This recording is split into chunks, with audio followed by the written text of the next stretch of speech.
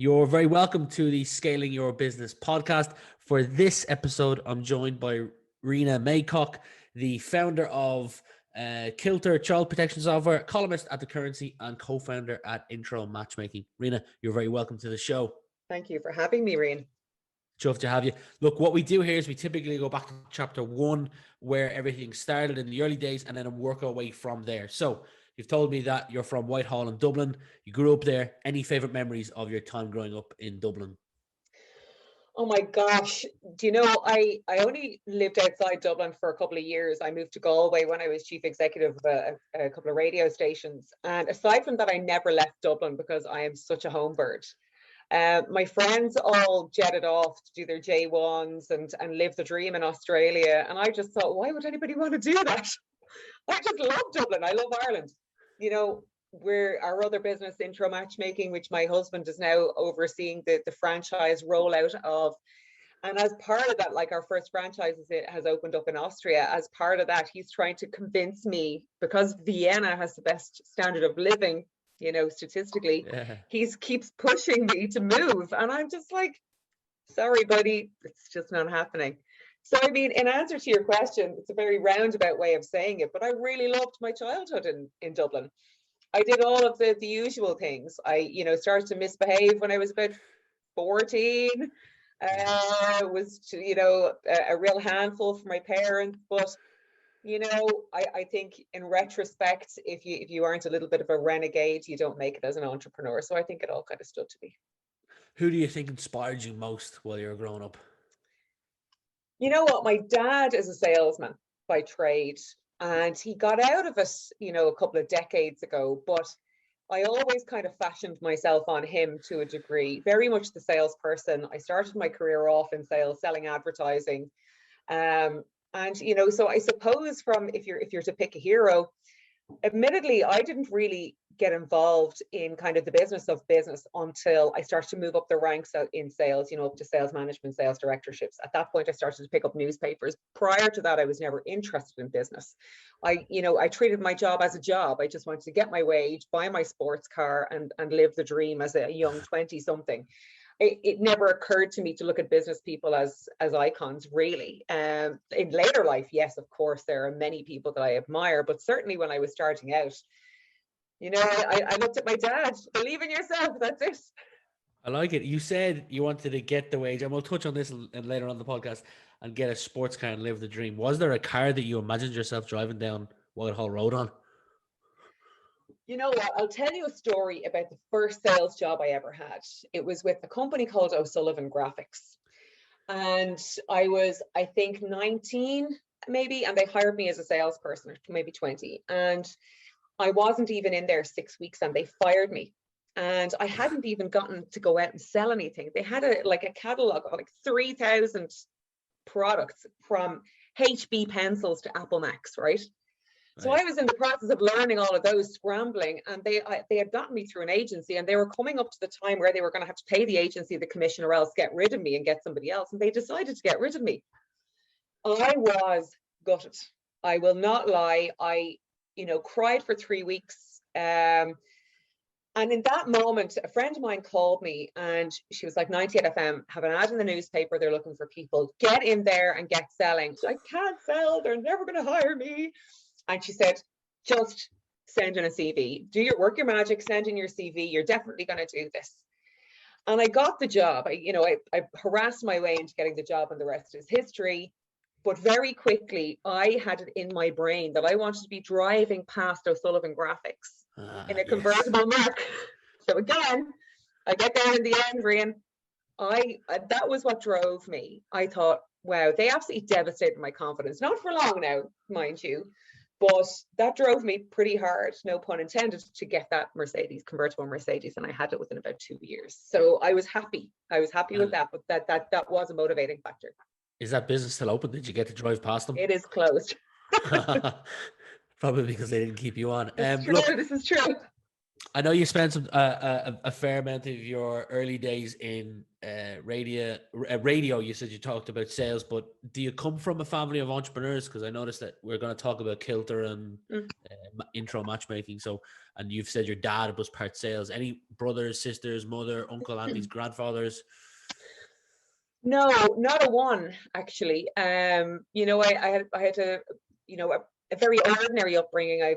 I grew up in Whitehall in a 3-bed semi-D. My dad was a salesman, made it up to kind of, you know, sales management level. He ran a big electrical store, and you know, he was quite successful as a salesperson, but there were no entrepreneurs. And it didn't really ever occur to me to be an entrepreneur until quite a bit later into my kind of late 20s. And there were a number of kind of, you know, mitigating factors around that decision to move away from PAYE employee to I wanted to be the employer. You know, we were coming up to a recession. Things weren't going great in advertising. I was running radio stations. I could see that things just weren't going well. And we were doing monthly board meetings at that stage. And I just looked around the table and I thought, all of these people are making all these decisions. And not like I was a hostage, but I certainly wasn't in charge of the decision making, you know. And I thought to myself, I would like to be in that decision making seat. I'd like to be the one that's the director. And, you know, ultimately, that's not ever going to happen for me if I continue to be an employee. Yes, I might move into, you know, different companies. I might, you know, go to Google or wherever it is. But ultimately, I didn't want to be that small fish in a big pond. I wanted to be that decision maker. But that was much later. I was very happy for the first decade of my career to draw down my salary, have no risk, you know, pay my mortgages and all that kind of thing. And so no, in a long way of answering your question, I didn't have anybody directly within my sphere of influence that inspired me to be an entrepreneur. It just kind of came about. Well, what I'm hearing you say to me is that what kind of planted the seed in your brain of moving from employee to entrepreneur was the ability to be in that decision-making seat. But you, as you said, you spent kind of the first decade of your career in companies like 98 FM, Sunshine, iRadio. Any lessons learned from those companies that you took when you decided to go out by yourself? Yeah, I mean, I became exposed to kind of board level at, what was I, maybe 25, and I was privy to an awful lot of key decision-making conversations. I could see what motivated shareholders, I could see what motivated directors, and how all those decisions kind of trickle down throughout the company. You know, I remember being in 98 FM, for instance, and a decision would be made and it would be kind of inflicted on everybody. And it was a great experience to get above that, into that C-suite level, where you could be, you know, become privy to the reasons, the motivating factors around all these reasons, and discover how business worked. You know, I didn't ever do a business degree, so it was a really amazing learning curve, and I really enjoyed it. And the more I got of it, the more exposure I got to it, the more I wanted. So yeah, I mean, certainly at board level, those being privy to those conversations was invaluable. Here's what I know about you so far. You're a mother of 2 kids. You've been to places like California, Belgium, Italy, London. Jamie Oliver has retweeted you on Twitter. What's one thing you're into or curious about that not a lot of people know about you? Oh, I do like cooking. What else am I into? My husband always gives out that I don't have any hobbies. No, I love cooking. Love my kids, love sitting down and, you know, learning with them. But ultimately, I don't have any hobbies. And what I like thinking about, and this is going to sound, it's going to sound really contrived, but it's not contrived. I think about business all the time. I literally think about it all the time. I wake up thinking about it. I go to sleep thinking about it, and I get great joy from it, because I think there is never an end to the learning. I love every time I have conversations with people all day, every day. I probably have 4 or 5 meetings. Usually 3 of those would be new conversations with people. And every single conversation I have, I learn something new and I love it. And it changes my way of thinking. And so I don't actually have any hobbies. And Fergal gives out to me. He's like, look, you need to get your, switch off, compartmentalize, stop thinking about work. But I don't think it's work. And, they say that, you never do a day's work if you work at your hobby. And that's true. And I work at my hobby because I love business. Well, So yeah. go on. No, that's basically it. Like, I mean, what else do people not know about me? I'm a heavy metaler at heart. I wore stretchies before they became skinny jeans. And I bought them in Asha on the third floor of Stephen's Green. I wore parka jackets with Metallica painted on the back. I'm a closet rocker, I suppose. That's not what people don't know about me. Is that your band of choice if you could ever see one band live, Metallica? Oh, do you know, it would probably be The Impossible, like Alice in Chains or Stone Temple Pilots. Okay. Fair enough. So I'd say you're looking forward to when concerts can open back up and people can start attending those things. Yeah, the last concert I was at was Bon Jovi with a friend of mine, and we were absolutely, washed out of it. But it was a fantastic experience. But like, I'm feeling like I'm getting too old for it. I left halfway through. I actually left my last one as well. I looked around and I was like, wow, everyone's about a decade younger than me here. I better leave. It was funny. I spotted my younger sister at it and I said, nah, this is time to, I'm out. Anyway, look, in the last kind of 3-4 minutes, you've mentioned the word learning at least 5 or 6 times. So it would be, I'd regret it if I didn't ask this. You wrote an article for Currency once and you were talking about how a quote struck you. And I'm reading the quote here. It was, the missing element on a balance sheet is people. And you said in your previous world of radio, if an employee wanted to upskill, it meant problems or extra cost. Yeah. Now in tech, taking into consideration a study by LinkedIn that said 94% of employees say that they would stay at a company longer if they simply invested in helping them learn. What would you say to someone if they owned a company and an employee came to that employer, said, I want to invest in myself, or the employer was looking to invest in people? What would you say to them now? Yeah, that quote was given to me by Dave Feenan from SkillsNet, and he's a very accomplished guy around the benefits of upskilling your staff. So, I mean, retention has become one of those very hot topics. So I'm involved in IBEC. I'm on the Tech HR Forum in there, and in there you're getting to rub shoulders with the HR directors of the biggest of big tech companies. And up until 20 years ago, employee retention was achieved with one thing, and that was money. Benefits didn't really kind of come into it. Yeah, you'd get your health care or whatever, but ultimately that's just money, right?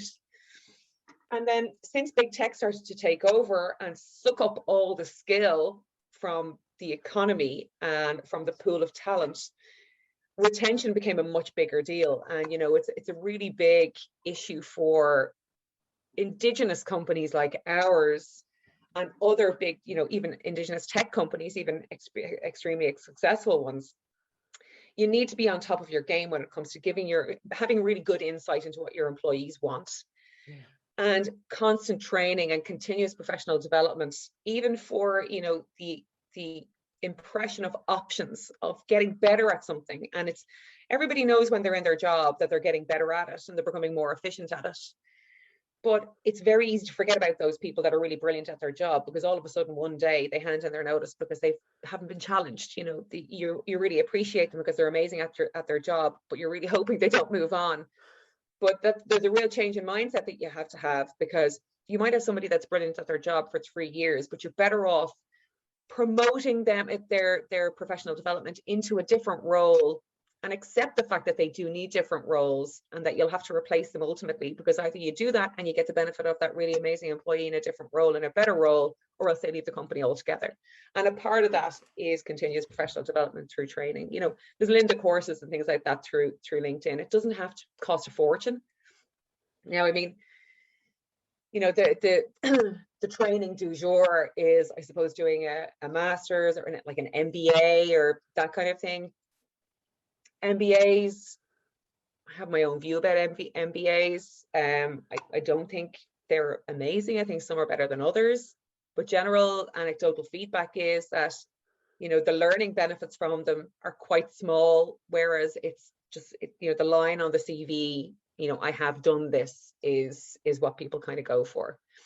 If I was to win the lotto tomorrow, if I was to sell my company for 200 million, I would go and I'd study economics.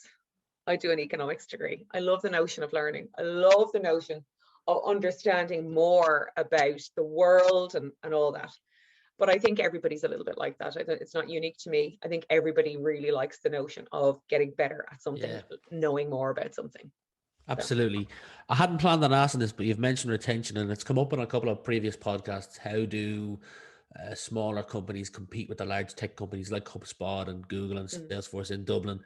And I know there's people out there who have a preference for working for early stage startups. They're not a fan of the the big corporate culture. But other than learning, and you could add stock options to this as an answer. But what other ways do you see as kind of attracting talent to early stage startups? For early stage, I think it is being a big fish in a small pond.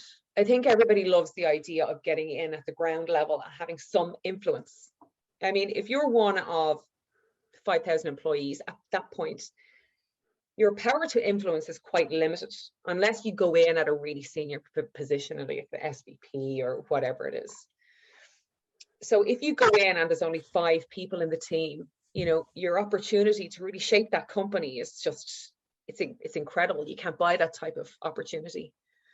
I also think that there is a certain measure of some people that have worked for big tech, not that they feel like they owe society or anything like that, but I think they feel like they would like to, change it up and give back a little bit. There's an element, certainly with people I've spoken to that are kind of, ex-Facebook or whatever, or Google, or, a certain element of having sold one's soul for the golden handcuffs. Yeah. So there really is an expectation, that if you get an Irish employee that's ex-big tech, they'll take a bit of a dip. So they'll take a bit of a hit on the salary to get in there and have a little bit more of a sphere of influence. And to like the learning experiences, because you're part of the macro if you're in at that early stage, and you can really learn a lot about the world when you're in startup. This has been an incredible experience for me. I've learned more in the last 2 years than I have in the 18 years before that working in business, and I think that startup is very much appreciated as that place where you will get that type of life experience that you can't get anywhere else. You just can't get it if you go in as a small fish in a big pond. And I think that's certainly for Cilter, we have a team of 10 and nobody's getting paid. The reason I think that we managed to do that and that people are so giving of their time is, and not an awful lot of startups have this going for them, so we're quite fortunate, is that element of giving back to society. Because ultimately, we want a successful business, but we want to protect 15 million children from cyberbullying, grooming, and suicide and self-harm within 6 years. And I think that's what's gotten us the followers we have, on top of the fact that we've got that startup culture as well. Well, let's get into Cilter, because what shocked me was 2 stats. One was safety tech set to be worth 1 billion by 2025, according to the UK. That must be nice for your ears to hear that, because I know you've mentioned 200, which must be your target. I don't know if it is or isn't, but 93% of 8 to 13-year-olds have their own smartphone. I got mine at 13 or 14, which is crazy to think that 93%. But scared me even more, 25% of 6-year-olds. Like, what is a 6-year-old doing with a phone? Have their own device. So you've called Cilter the Supernanny smartphone filter. Talk to me about what it is. Yeah, so it's an operating system modification to the Android phone. It's an embedded child protection software that detects and blocks cyberbullying, grooming, and suicide and self-harm through messaging apps. So parents have 4 main fears when they give their child a smartphone. So equal fears, that they'll be cyberbullied, groomed, access pornography, or spend too much time online. And the state of the art is the parental control market is apps. So apps operate on a peer-to-peer system. So there's about 250 apps in the Google Store, about 220 in the Apple Store. But apps operate in a peer-to-peer system, so they can't access data within other apps. So therefore, they can block pornography and they can cut off the phone, so they deal with the time spent limitations issue. But none of them can access other apps, so they can't access messaging apps. So therefore, they cannot deal with cyberbullying and grooming, because cyberbullying and grooming is all done through messaging apps. So when I looked at this, I thought to myself, 50% of parents' needs aren't being met here. If we build it, they'll come. And I had to educate myself in technology and realize why nobody was doing it, because it seems so blindingly obvious. And the reason nobody was doing it is because it's hard. You can't, there's no autonomy. You have to be part of the operating system. There's no two ways about it, because the earliest point in the technological stack that you can access data, all that incoming and outgoing data, is the kernel level. So without an embedded solution, you can't deal with cyberbullying and grooming. So ours is it's an OS modification, and it's embedded. So there's challenges with that. We're seen as high risk, for instance, because we rely upon a B2B customer for market entry. If you're an app, for instance, you can spend $500,000 or $1 million on your app and launch to the app store and let it bring the money in. You can't do that. We don't have that autonomy. However, all of our competitors are B2C, and scale is really sluggish and really costly if you're B2C. We'll be B2B. So we'll license to high volume repeat order telcos. And therefore, our opportunity to scale rapidly globally and achieve global machine standard, which is what our goal is, it's absolutely within reach. Vodafone, for instance, they have a footprint in 12 European countries. We do our pilot with them, and then all of a sudden we're across Europe. It's as quick as that. It's just getting over that kind of like that high risk perception in the beginning is the difficult part. But we will be, and I, getting back to your comment on the safety tech. So that was a study that was done by the UK government. So safety tech is really strong in the UK. They do well. And the UK government commissioned this study to see what the market will be worth. So, and it's accurate. And there's going to be a subdivision of that, which is filtering tech. And that's going to be even stronger, because if you look at the legislation, so COVID, people keep asking me about the impact of COVID on the business. So COVID has been quite good to us in an unfortunate way, in that since COVID, children are spending an awful lot more unrestricted time and unsupervised time online. So there's been a sharp increase in online child abuse material and a 27% increase in cyberbullying. So that made the European Commission sit up and take notice and expedite legislation to deal with harmful content. So you've got things like the Online Safety and Media Regulation Bill, which will impose GDPR type fines on big tech if they don't take down harmful content. So harmful content is cyberbullying, grooming, suicide, and self-harm content, right?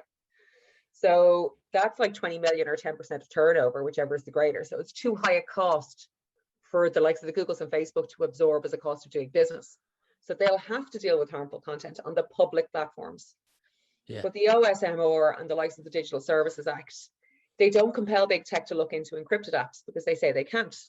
So that harmful content, once big tech start removing it from public platforms, it won't just go away. It'll move to encrypted apps where they're not compelled to look.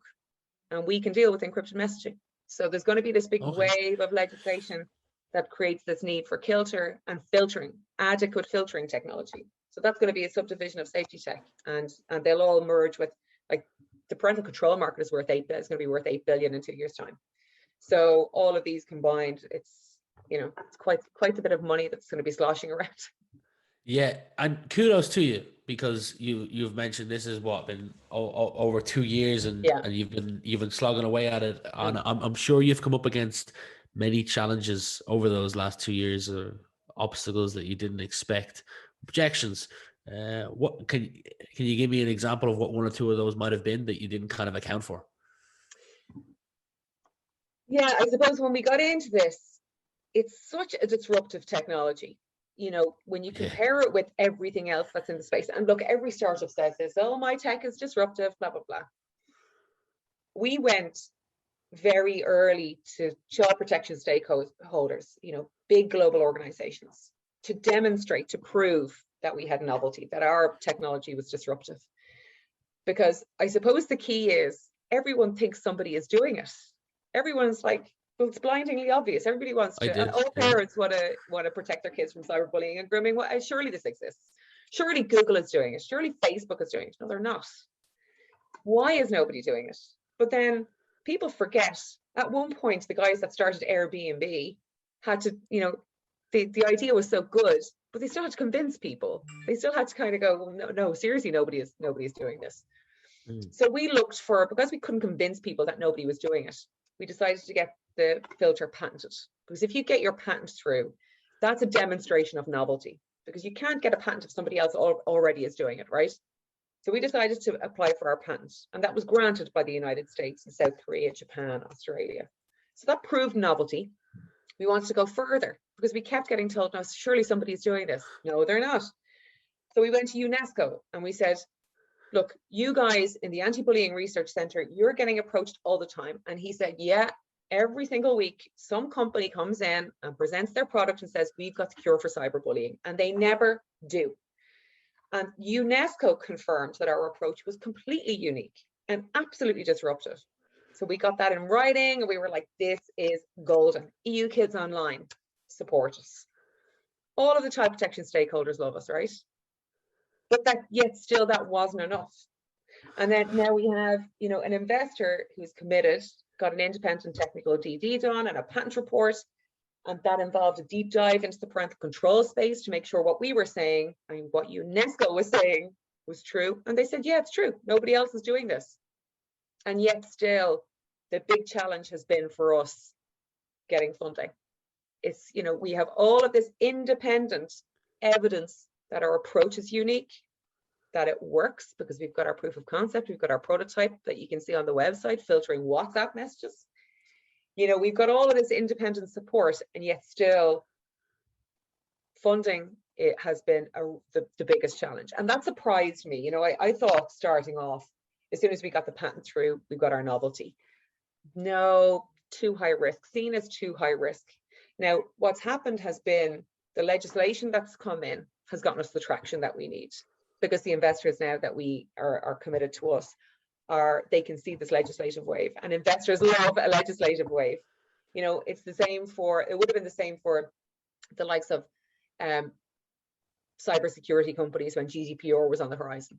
GDPR created this big wave of demand for formal cybersecurity measures within companies. Companies before that can be a bit loose about it. They might have strategies in place, they might have, a bit of data protection, but nothing formal. So GDPR created arguably created this huge, big sector, and the same is going to happen for us. And our investors have seen that. But if it hadn't been for COVID, probably the European Commission would still have been a little bit slow about the legislation, but it's been pushed through. And in the United States, you've got the likes of Section 230, which it's arguably the 26 words that gave birth to the internet, because it provides big tech with indemnity against harmful information that's published on their platforms. But there's a real movement now towards... Wait, what? I didn't get that last part. What did you say, the legislation? So it's 26 words long. Don't ask me to quote it to you. I won't be able to do it justice. It's 26 words long, and it provides indemnity to big tech for harmful content that might be published on their platforms. Okay. So basically, it allows for free internet for all, and it protects the likes of Google and Facebook and WhatsApp from being prosecuted or made liable for harmful content that appears on their platforms. So, for instance, if there's bullying on the platform, if there's grooming on the platform, they can't be held accountable because they stand back and say, no, we're not the publishers, we're just the platform. Somebody else is publishing this.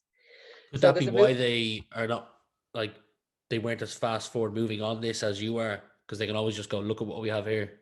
Yeah.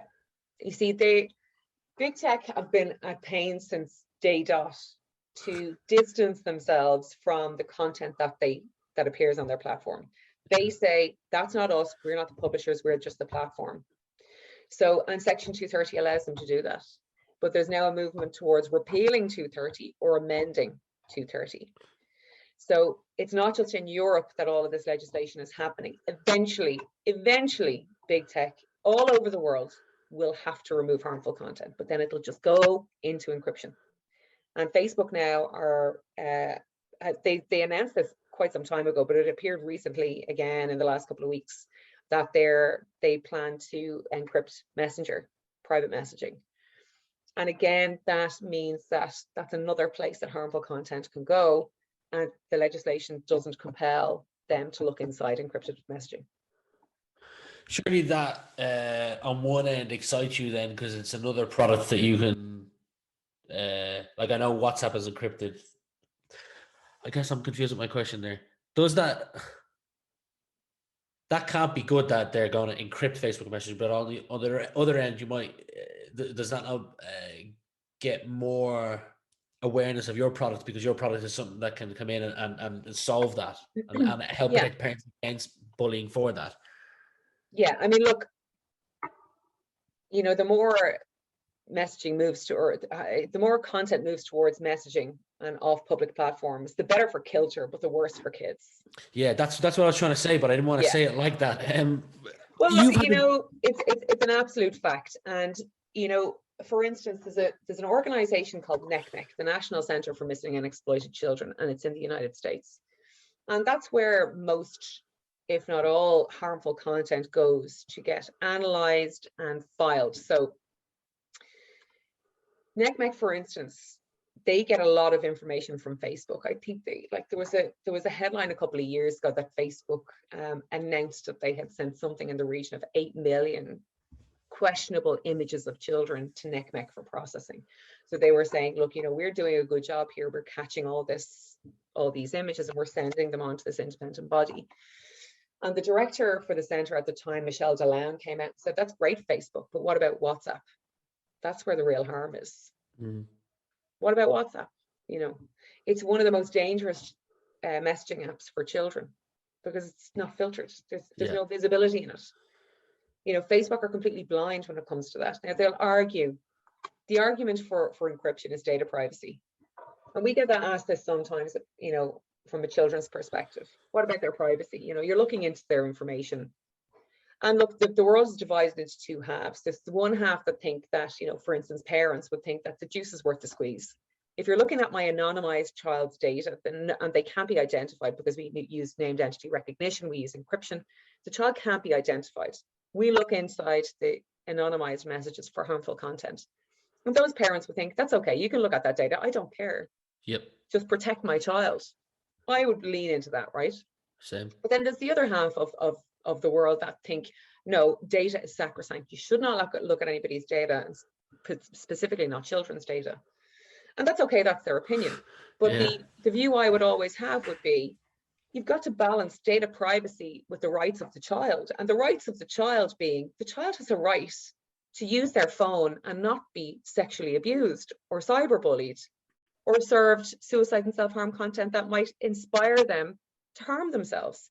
That's the children's right. They don't care about their data. The interesting part is, out of this is episode probably 50, out of everyone I've chatted to, I'd say 45 of them have talked about how their early influences as a child had a massive impact on their adolescence life. And that's a good solid point to make, that, if they go through trauma in their early days, 99, maybe 100% of the time, they carry that into their adult life. And I can see that through my guests, and there's probably numerous studies you can point to. But look, you've had to jump over numerous hurdles over the last couple of years. And I guess my question is, what continues to drive you? Yeah, and I won't lie, I have days. And I'm sure all of your startup founders will tell you that they have days. And I've got a really great network of startup buddies, and we rely on each other for, 1 minute you get a PFO and you're devastated. Why am I doing this? Why am I insane? I could make loads of money elsewhere.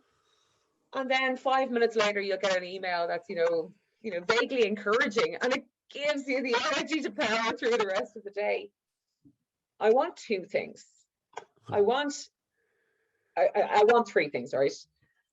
I want money to live a life I'd like to live.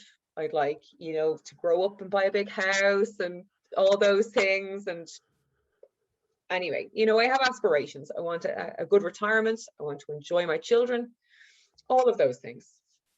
I want a legacy for my kids. I would like for them, they're 6 and 4 at the moment, I would like for them to be proud of what I've done when they're 18, 20, and to be an inspiration for them, so that they can say, look, anything can be done if you set your mind to it. Yeah. And also I want to protect children. The idea for this is, it came about when I was pregnant with my son, and I kept getting served the image of Arealkeeper.ie. Do you remember the little Syrian boy that washed up on the beach in Turkey? Yeah. And I couldn't cope with looking at his image. And I looked around for a filter and I couldn't find one. And then that kind of snowballed. But ultimately, the reason it snowballed is because I became a parent. I became a parent and I became terrified, because all of a sudden it was headlines of children that had been systematically cyberbullied, groomed, sextorted from, coerced, and pushed into suicide or self-harm. And it was too late by the time that the parents realized there was even a problem. And it is such a pervasive issue. It's not getting better, it's getting worse. And I'm looking at my 6-year-old son and I'm thinking about that 25% of 6-year-olds have their own smartphone. And that might sound jarring, but that's because you can only hold off giving your child a phone as long as 50% of the class don't have a phone. Yeah. If you continue to withhold the phone and more than 50% of the class have a phone, ironically, you're setting your child up to be bullied, because you're setting them up for harassment by exclusion, because all the other kids are communicating with each other on their phones. They're all on whatever new app is out, and your child is left out of that communication process. So they become excluded and bullied because of it. So I feel for parents, because, you know, some parents will give in quicker, and then that pressurizes the other parents that had intended, you know, oh no, I'm not going to give my child a smartphone until they're 11 or 12 and they can, you know, cope with it emotionally. But those other parents are then pressurized into it, and they're right to give in, you know, because otherwise the child gets left out. And that's only going to get worse. Like that 25% figure, that's a year or two old. And like that's insane. The amount of technology is not reversing, it's getting worse. So we need to stop burying our heads in the sand and thinking that there's going to be some miraculous fix and that smartphones are going to go away. They won't.